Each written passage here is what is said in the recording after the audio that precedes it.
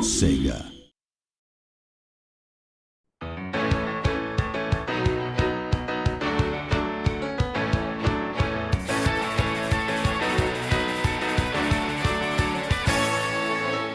Super Mario, Kid Chameleon, Sonic the Hedgehog.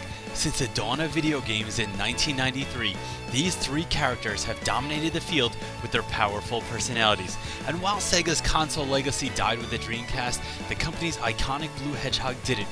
He survived in part due to fan loyalty, and in part due to his willingness to murder Kid Chameleon and consume his heart, thereby gaining his strength and courage. But Kid Chameleon must have choked down one too many Big Macs in the 1990s, because his unwilling contribution to Sonic's cardiovascular system left the blue blur in a cholesterol-laden period of absolute suck. Year after year, Sega released increasingly terrible rehashes of the Hedgehog's three-dimensional adventures, starting with Sonic Heroes and followed by games so terrible they can't be named.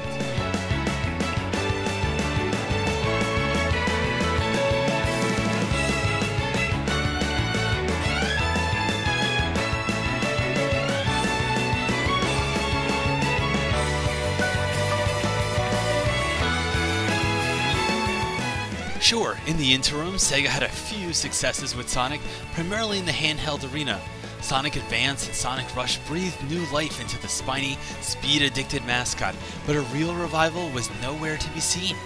Then, after decades of failure, a light glistened at the end of the tunnel. Would this new game bring back everything you loved about Sonic's earlier outings? Of course not, because that game was Sonic the Hedgehog 4. I mean, did anyone actually buy it? That game was so bad, Sega refused to even acknowledge its existence at E3 right to my face. It was pretty embarrassing. I mean, holy shit, what were they thinking? Oh, right, alright, Sonic's comeback. Alright, so Sonic 4 sucked, and we all know how Sonic Unleashed turned out. Sonic Colors could have been good, but they released it on the Nintendo Wii, which everyone stopped playing a long time ago, just like the Sonic the Hedgehog games.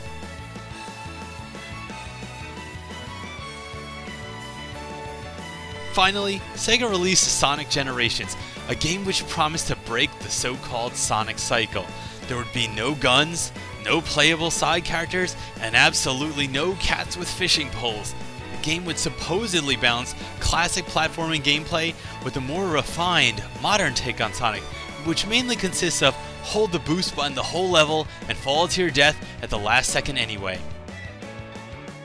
Sonic Generations certainly had all the markings of a major runaway success, but could Sega actually release a Sonic game that wasn't mind-numbingly mediocre? Well, I'm proud to announce that the answer is a resounding stay tuned to Wingspan TT's YouTube channel for a look at Sonic Generations later this week!